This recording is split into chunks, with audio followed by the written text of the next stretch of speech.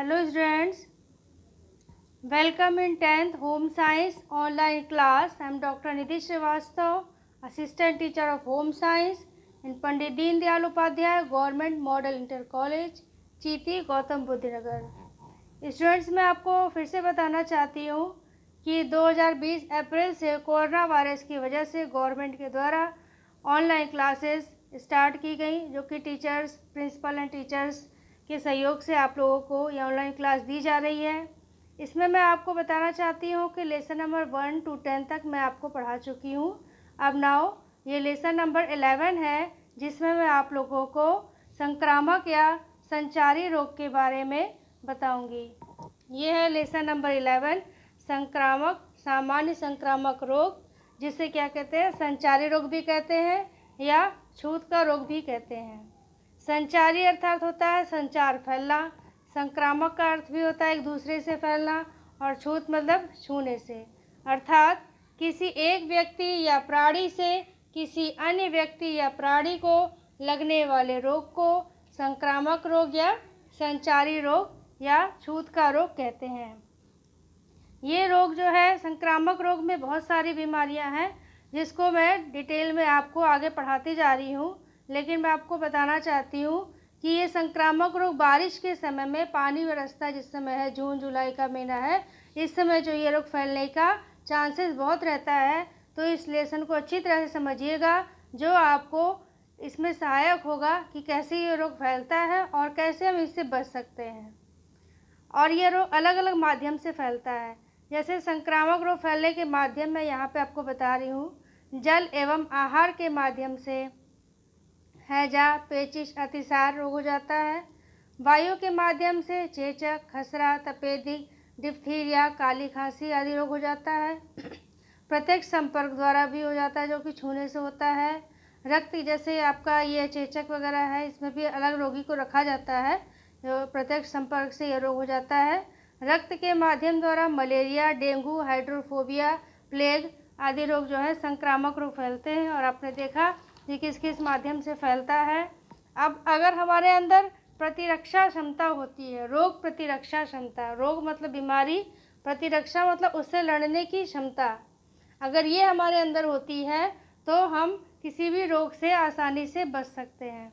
शरीर में रोग से लड़ने की क्षमता, रोग प्रतिरोधक क्षमता या रोग प्रतिरक्षा या रोग प्रतिबंधक शक्ति, जिसको इंग्लिश में इम्यून पावर कहते हैं, कहलाती है। इसमें भी आप देखेंगे कि जैसे आजकल कोरोना वायरस का टाइम चल रहा है, कोरोना वायरस बहुत ज़्यादा फैल रहा है, तो क्या कहा जा रहा है, अपनी इम्यून सिस्टम बढ़ाइए। इम्यून सिस्टम यानी कि रोग प्रतिरक्षा क्षमता, जो कि अलग अलग तरह के फ्रूट्स हैं, कुछ टॉनिक्स हैं, कुछ अच्छे पौष्टिक भोजन है, जिसको खाने से हमारे शरीर में रोग की लड़ने की क्षमता उत्पन्न होती है और हम कोई भी बीमारी से लड़ सकते हैं आसानी से, और हमें वो रोग अफेक्ट नहीं करता है। उद्भव अवधि, हर रोग की उद्भव अवधि अलग अलग होती है प्रकट होने की, और उद्भव अवधि होती क्या है ये मैं बताना चाह रही हूँ। शरीर में रोगाणुओं के प्रवेश करने तथा रोग के लक्षण प्रकट होने के मध्य का काल उद्भव अवधि या संप्राप्ति काल कहलाता है। यानी कि आज हमें हल्का फीवर जैसे मालूम हुआ, फिर हमें अगर 4-5 दिन हो गए लगातार ही ऐसे फीवर रहा, तो कोई ना कोई रोग जो है, जो कि मैं बताऊंगी, वो स्पष्ट रूप से दिखाई देने लगता है कि उसका टेस्ट लेने पे पता चलता है कि ये रोग हमें है। अब मैं यहाँ पे अलग अलग रोग और उसकी उद्भव अवधि बता रही हूँ। हैजा, जिसे इंग्लिश में कॉलरा कहते हैं, कुछ घंटों से 4 दिन लगते हैं उत्पन्न होने में।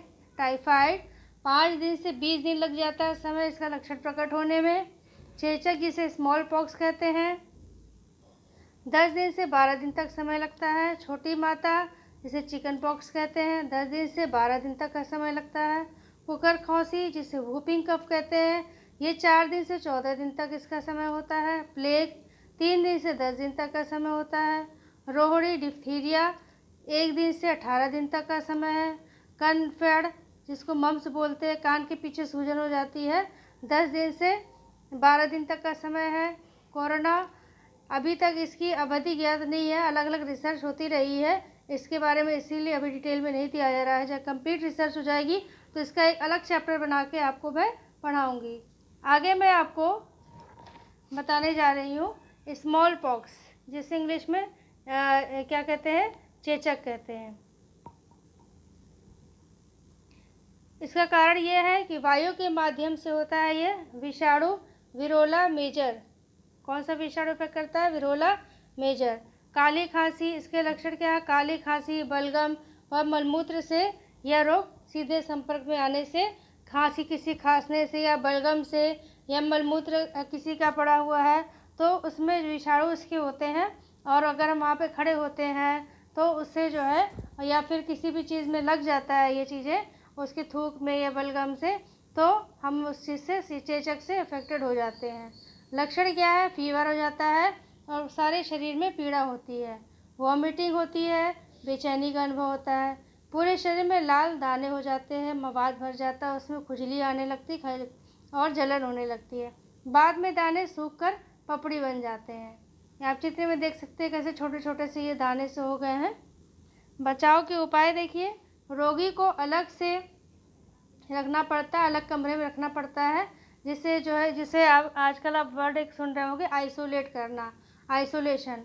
कोई भी बीमारी हो जाए, रोगी व्यक्ति को अलग एक कमरे में रखा जाता है जहां उसकी सुविधा का सब सामान रखा जाता है। उसकी मेडिसिन है, साफ़ चादर होनी चाहिए, उसकी साफ़ बेडशीट होनी चाहिए, और पूरी जो है घर में अच्छे से सफाई उसके रूम में होनी चाहिए, उसकी ज़रूरत का सब सामान होना चाहिए।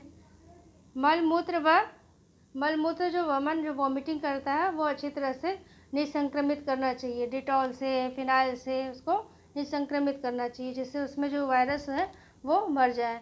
डॉक्टर को दिखाना चाहिए, चेचक का टीका लगवाना चाहिए, उबला पानी देना चाहिए, और दाने जो हो जाते हैं उस पर मरहम लगाना चाहिए, जिससे वो दाने जो है सूख रहे हैं वो उस पर वहाँ पे धब्बे ना पड़े और वो अच्छी तरह से सूख जाए। छोटी माता, जिसे क्या कहते हैं, जिसका संक्रमण किससे होता है, वेरिसेला जोस्टर, विषाणु का नाम है वेरिसेला जोस्टर। इसका उद्भव काल है 10 से 12 दिन और संक्रमण जो है 2 सप्ताह तक इसका रहता है। लक्षण है, रोग जो है शुरू में जो फीवर होता है 99 डिग्री फ़ारेनहाइट तक टेम्परेचर हो जाता है। चेहरा व आंखें लाल हो जाती हैं, सिर व पीठ में दर्द होने लगता है, छोटे छोटे दाने हो जाते हैं, 4 से 5 दिन में सूख जाते हैं दाने और पपड़ी बन जाते हैं। 6 से 7 दिन के बाद पपड़ी सूखकर गिरने लगती है। अब इसके उपाय क्या है, रोगी को अलग रखना, खुजली हेतु मलहम का प्रयोग करना, ठंडी व खट्टी वस्तुएं न खाना, रोगाणुनाशक पदार्थ से रोगी के कमरे की धुलाई करना, और पपड़ियाँ जो सूख जाती हैं उस पर निसंक्रामक विलयन जो है उस पर डालना, और निसंक्रामक पदार्थ से यानी डिटॉल वगैरह से भी खुद स्नान भी करना चाहिए, नीम के पानी से स्नान करना चाहिए, और चिकित्सक से संपर्क करके ही हमें उसकी अपनी चिकित्सा करनी चाहिए, रोगी व्यक्ति की चिकित्सा करनी चाहिए। अब मैं आपको नेक्स्ट बीमारी के बारे में बताऊंगी, खसरा। मुख्य रूप से बच्चों को होता है, जिसको इंग्लिश में मीजल्स कहते हैं। किस वायरस से होता है, रूबेला वायरस द्वारा होता है। लक्षण क्या है, ठंड और ज्वर हो जाता है, फीवर हो जाता है, बेचैनी होती है, आंखें लाल हो जाती हैं, खांसी आती है, छींक आती है, और शरीर पर कान के पीछे स्वेलिंग आ जाती है, दाने हो जाते हैं, और जो हमारे शरीर है उस पर भी दाने हो जाते हैं। 4 से 5 दिन में दाने मुरझाने लगते हैं, और 8 से दिन तक का समय लगता है रोगी को स्वस्थ होने में। इसका उपाय क्या है, इसमें भी रोगी को अलग रूम में रखना पड़ता है, डॉक्टर से परामर्श लेके हर काम उसका करना पड़ता है, ताकि वो उसकी चिकित्सा ठीक प्रकार से हो सके, उचित देखभाल मिल सके उसे, और गंदगी एवं शुद्ध वातावरण से बचना चाहिए। खसरा का टीका भी होता है, लगाना चाहिए, संतुलित पौष्टिक भोजन खाना चाहिए, ठंड से बचना चाहिए। इसके बाद मैं आपको अगली बीमारी के बारे में बताना चाहती हूँ, जो संचारी रोग है जो कि फैलता है, रोहड़ी, जिसको डिप्थीरिया कहते हैं। संक्रमण इसका कैसे होता है, वायु के माध्यम से होता है।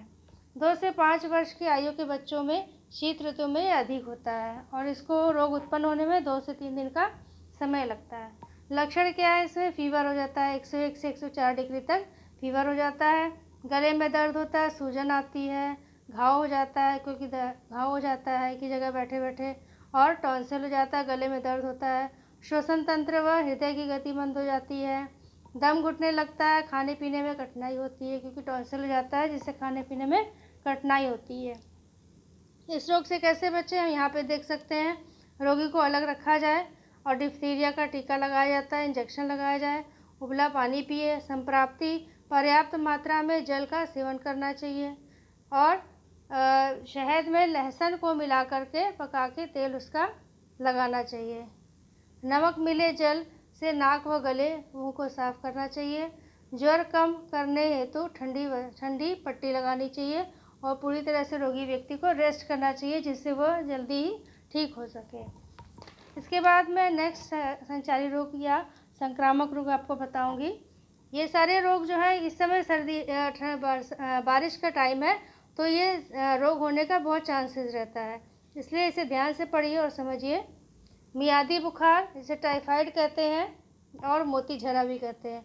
मोती झरा क्यों कहते हैं? क्योंकि शरीर पे दाने निकल जाते हैं छोटे छोटे चकत्ते से और वो बाद में झड़ जाते हैं, सूखने लगते हैं, इसलिए इसका नाम है मोती झरा। इसका वायरस भी आप यहाँ पे देख सकते हैं।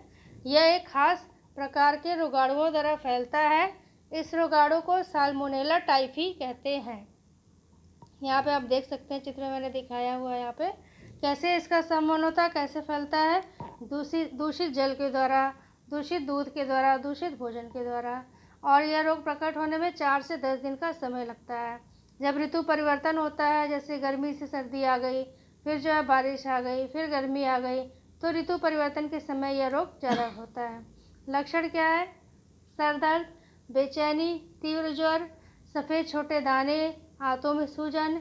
विडॉल टेस्ट करवा लेना चाहिए, जो कि रक्त परीक्षण है। रक्त परीक्षण से पता चलता है, ब्लड टेस्ट से, कि टाइफाइड रोग है या नहीं है। इसके बाद रोग से कैसे बचा जाए?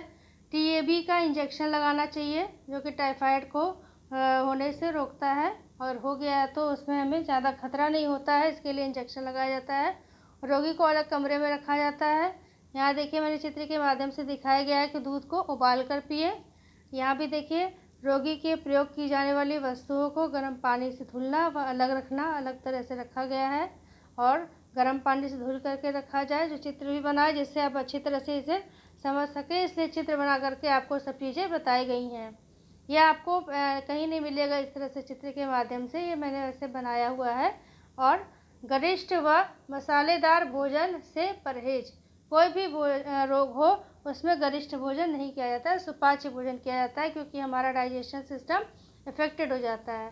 डॉक्टर से परामर्श लेना चाहिए और जो मलमूत्र हो उसको रोगाणुनाशक तत्व से निसंक्रमित कर देना चाहिए, जिससे जो है उसमें उत्पन्न जो विषाणु हैं वो किसी और को अफेक्टेड ना करें। इसके बाद मैं दूसरा आपको संक्रामक रोग बताऊंगी।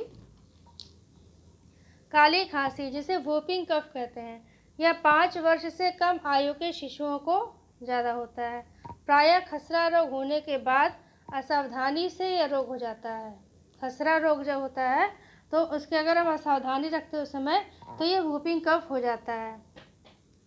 कारण कैसे है? वायु के से और किसी के संपर्क में जिससे हुआ है वोपिंग कफ, खांसी आ रही है, तो उसके संपर्क में आने से विषाणु भी उसके शरीर में चले जाते हैं और यह रोग उत्पन्न करता है। किस विषाणु से होता है? होमोकिट्स पर्ट्यूसिस बैसिलस रोगाणु से होता है। उद्भव अवधि काल क्या है? 4 से 14 दिन है। लक्षण इसके हैं, एक रुक रुक करके बार बार खांसी आती है, वॉमिटिंग आती है, तो बचाव भी इसका करना चाहिए। टीपीटी का इंजेक्शन लगाना चाहिए, रोगी को अलग कमरे में रखना चाहिए और खाने पीने की वस्तुओं को भी उसके अलग रखना चाहिए और निसंक्रमित करते रहना चाहिए, जिससे हम इस रोग से जल्दी से ठीक हो सकें और दूसरे लोग भी इससे बच सकें। टिटनेस, टिटनेस को धनु रोग कहते हैं। ये इसके वायरस है, आप देख सकते हैं। और टिटनेस को धनु रोग क्यों कहते हैं? क्योंकि इसमें शरीर अकड़ जाता है। कारण क्या है? क्लास्ट्रीडियम टिटेनाई जीवाणु द्वारा होता है। किसके द्वारा होता है? क्लास्ट्रीडियम टिटेनाई जीवाणु द्वारा यह रोग होता है।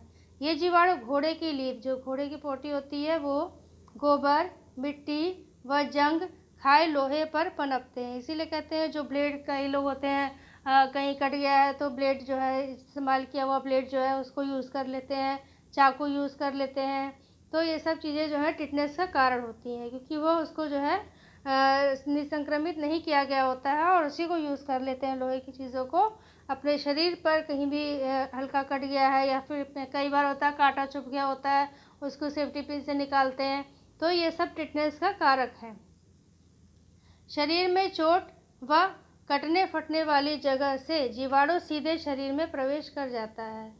संप्राप्ति काल क्या है इसका? 1 से 14 दिन का समय लगता है। 2 से 14 दिन का समय लगता है इसे ठीक होने में। कई बार जो होता है, कभी कभी कई वर्ष तक इसके लक्षण प्रकट नहीं होते हैं। किस में होता है? अभी मैंने बताया आपको, घोड़े की लीद में, गोबर में और लोहे की, जो जंग लगा हुआ लोहा होता है उसमें होते हैं टिटनेस के विषाणु। अब मैं आपको बताऊंगी इसके लक्षण क्या हैं। रीढ़ की हड्डी धनुष के आकार की हो जाती है। ये इतना खतरनाक है ये रोग कि हमारी रीढ़ की हड्डी को इफेक्ट करता है और रीढ़ की हड्डी धनु के स्तंभ के आकार की हो जाती है, इसलिए इसे धनु स्तंभ रोग भी कहते हैं। लॉक्ड जा, जबड़ा क्या होता है? लॉक हो जाता है, हम बोल नहीं पाते हैं।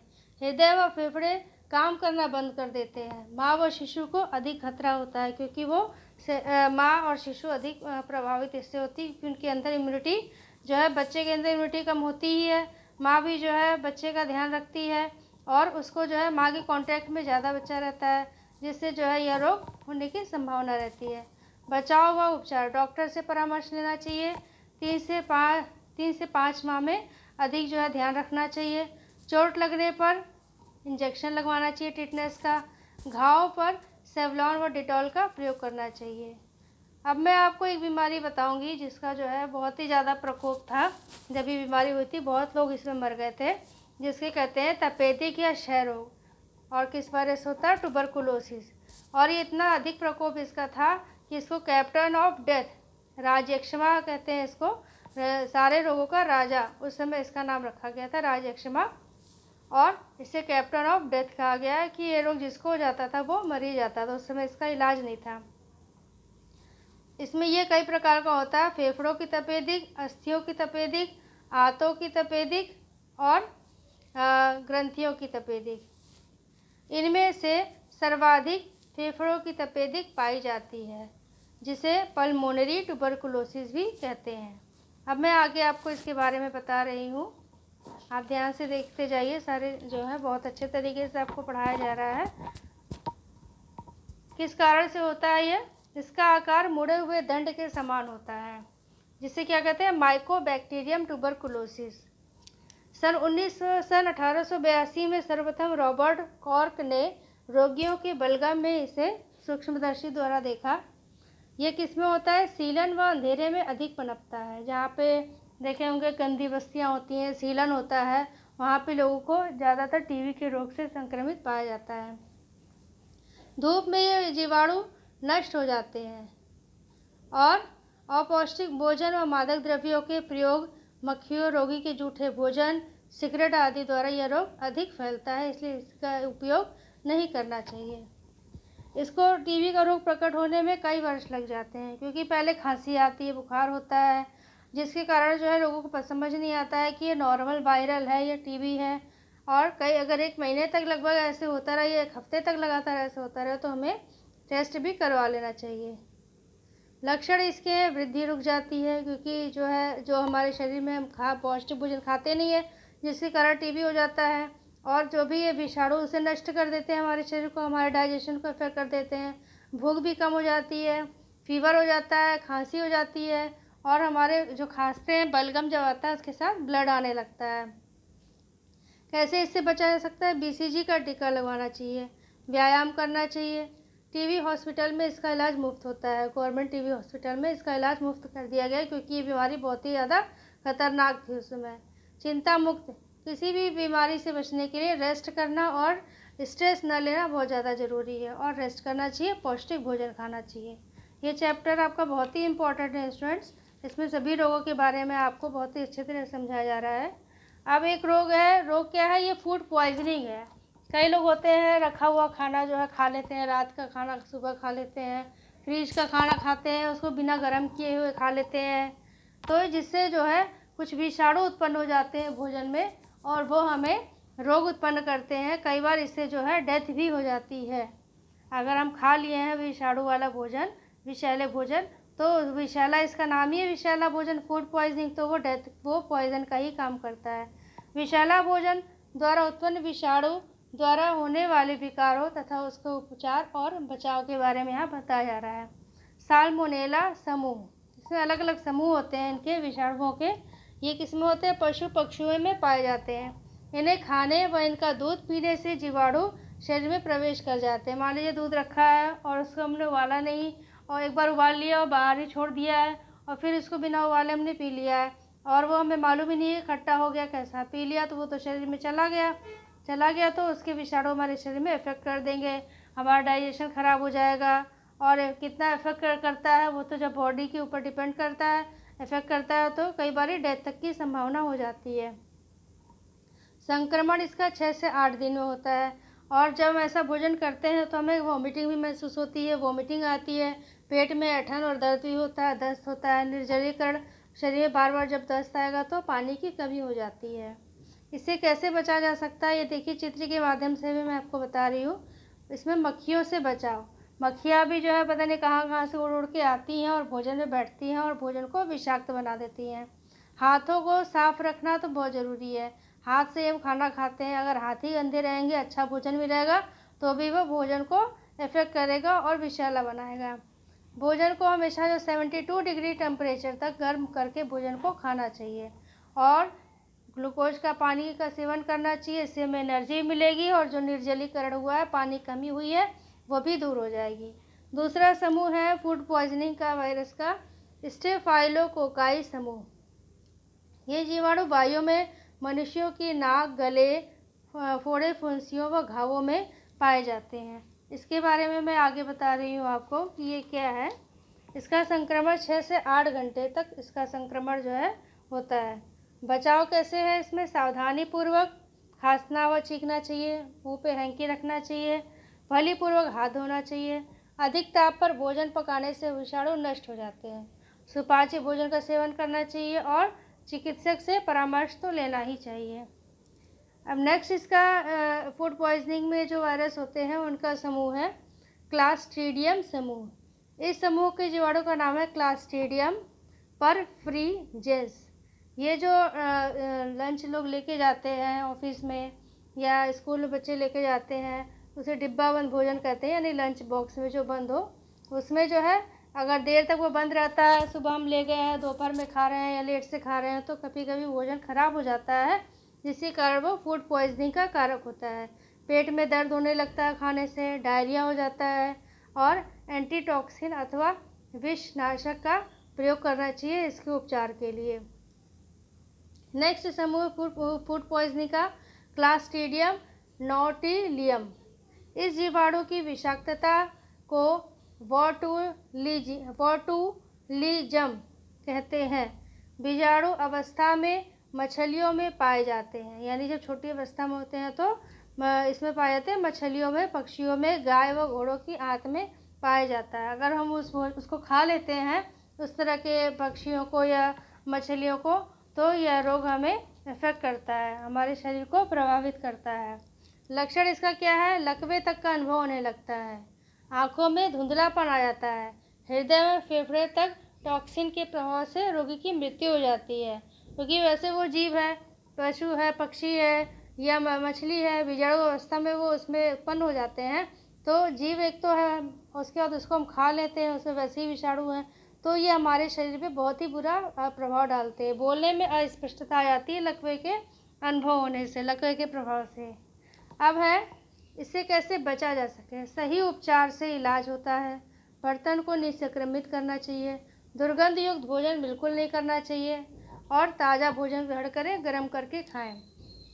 ये हो गई फूड पॉइजनिंग के बारे में, जो कि लोग अक्सर ही इससे प्रभावित हो जाते हैं, अगर लापरवाही करें तो इससे प्रभावित हो जाते हैं।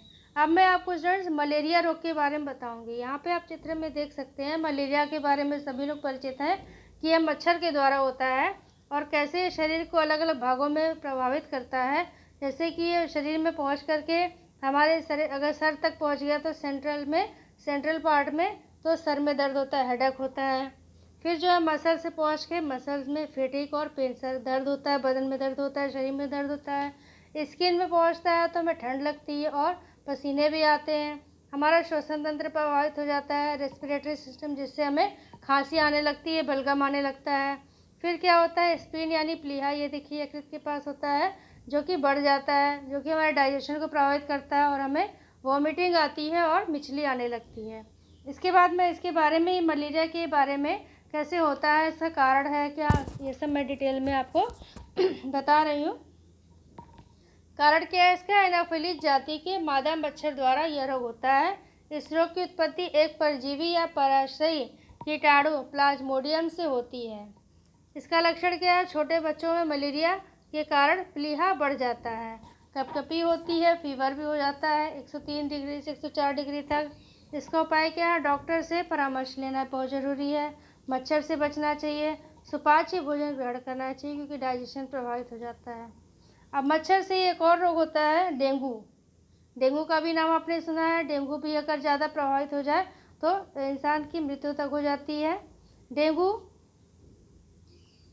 मादा एडीज, फीमेल एडीज मच्छर काटने से होता है। रोगी के प्लेटलेट्स तेज़ी से घटने लगते हैं। प्लेटलेट्स हमें रोग से लड़ने की शक्ति देते हैं और इसमें प्लेटलेट्स में रोग से लड़ने की ताकत होती है। जब ये घटने लगते हैं तो व्यक्ति और ज़्यादा बीमार हो जाता है। इसके प्रकार कैसे हैं, डेंगू शॉक सिंड्रोम, साधारण इसमें बुखार हो जाता है। डेंगू हेमोरेज, इसमें क्या होता है, बुखार व बेचैनी होने लगती है। लक्षण इसके हैं, कमजोरी है, ब्लड प्रेशर बढ़ जाता है, फीवर हो जाता है, शरीर पर लाल दाने हो जाते हैं। मच्छर काटने से शरीर पे लाल दाने हो जाते हैं। इससे बचेंगे कैसे, धनिया की पत्ती पीस करके उसका प्रयोग करना चाहिए, इससे भी रोग से लड़ने की क्षमता होती है। तुलसी का पानी और चाय पीना चाहिए। पपीते का जो है, पपीता बहुत ही फ़ायदेमंद होता है रोग से लड़ने में, तो पपीते के पत्ती जो है पीस करके उसका सेवन करना चाहिए। आंवले का चूड़ी आंवला खाना चाहिए। बकरी के दूध में रोग से लड़ने की बहुत क्षमता होती है और मेथी की पत्ती भी पीस करके उसका भी सेवन करना चाहिए, तब हम इस रोग से बच सकते हैं। अब मैं आपको बताऊंगी रोग चिकनगुनिया। ये भी मच्छर से होता है। एडीज मच्छर एडिजिप्ट की मुख्य भूमिका होती है इस रोग को फैलाने में। इस रोग का नाम है स्वाहिली। इस रोग को स्वाहिली भाषा से लिया गया है, जिसका अर्थ होता है ऐसा जो मुड़ जाता है।